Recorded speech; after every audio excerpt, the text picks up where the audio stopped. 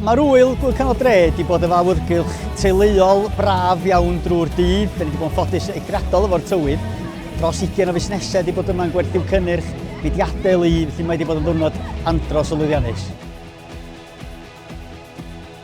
Oedd yn wych gweld Pabell Orlawn yn gwrando ar Nefel Southol yn ateb cwestiynau ac yn mynd drwy hanes. Ac oedden nhw gyd yn gwrando ar bob gair oedd o'n ddeud, ac oedd be gynno fo i ddeud am pêl-droed Cymru, am pêl-droed Everton, am Gymru'n gyffredinol, ac am iechyd meddwl yn eithriadol ddiddorol ac yn bwysig i bobl glywed o gan rhywun sydd wedi bod yn gweithio mewn maes lle sy'n rhywun yn naturiol ddim yn meddwl sy'n nhw'n trafod y pwnc yna lly, felly mae o'n gret ac yn bwysig i ni i gyd oedd yn agored a trafod y math yna be. Well, yeah, everybody likes sports. It's just getting that hook to create an environment where you can talk.